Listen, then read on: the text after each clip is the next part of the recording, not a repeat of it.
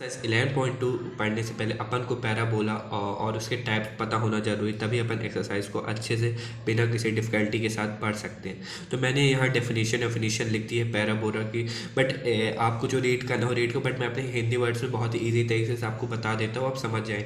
जो आपको ये लाइन दिख रही है, ये आपको एस दिख रहा है जो कि है फिक्स पॉइंट है, और आपको एक पी पॉइंट दिख रहा है। एक ये पी पॉइंट मूव कर सकता है बट एस पॉइंट नहीं मूव कर सकता।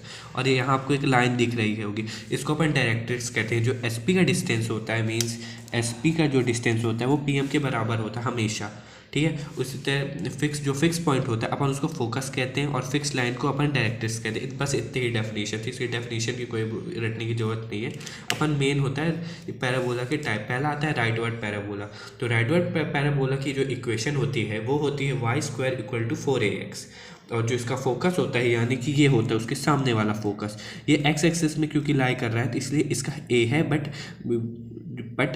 एक्स एक्सिस एक्स कोऑर्डिनेट है बट वाई कोऑर्डिनेट 0 है इसलिए। और जो डायरेक्ट्रिक्स होता है, डायरेक्ट्रिक्स वो हमेशा अपोजिट होता है। तो ये रहे डायरेक्ट्रिक्स, तो ये कौन से उसमें हो रही, तो डायरेक्ट्रिक्स हो जाएगी x = -a।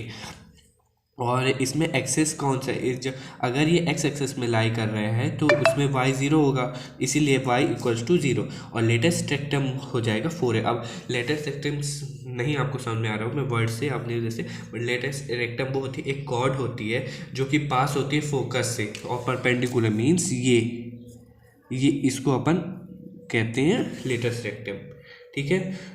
तो इसी को 4a हो जाता है, इसी को कहते हैं 4a। बस इतना था। इसके बाद 3 टाइप और इसके बच्चे हैं वो कर लेते हैं, फिर अपन क्वेश्चन में आ जाएंगे।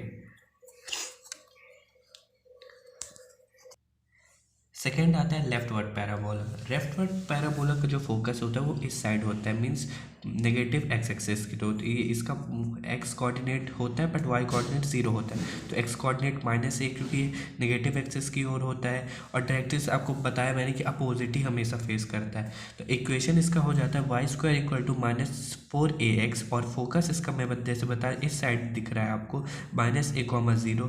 डायरेक्ट्रिक्स आपको बताया था कि उस साइड है तो पॉजिटिव एक्सेस की ओर है, तो x = a हो गया। एक्सेस इसमें क्योंकि ये x एक्सेस में पूरा पैराबोला लाई कर रहा है तो इसका x होगा बट y कोऑर्डिनेट 0 होगा, इसलिए y 0 होता है। और लेटेस्ट रेक्टम आपको बताया कि हमें वो मतलब जितने टाइप्स के पैराबोला होते हैं जो अपन को इस चैप्टर में स्टडी करना है उसमें हमेशा लेटेस्ट रेक्टम 4a ही होता है। फिर तीसरा आता है अपवर्ड पैराबोला। अपवर्ड पैराबोला ये y एक्सिस में लाई करता है, इसीलिए इसका x कोऑर्डिनेट होता है बट x कोऑर्डिनेट नहीं होता, y कोऑर्डिनेट होता है। और हमेशा डायरेक्ट्रिक्स बोला तो आपको बताया था अपोजिट ही हाफ फेस होता है। इक्वेशन इसका हो जाता है x² = 4ay। फोकस मैंने बताया था कि x 0 होता है, y समथिंग होता है, तो x 0 हो गया, y a हो गया। और डायरेक्ट्रिक्स हो गया y = -a क्योंकि नेगेटिव y एक्सेस की ओर फेस डायरेक्ट्रिक्स है, और एक्सेस में क्योंकि x y एक्सेस में लाई कर रहा है तो इसका x 0 होगा। और लेटेस्ट रेक्टम LR हो जाएगा 4a, वो हमेशा रहेगा। फिर आता है डाउनवर्ड पैराबोला।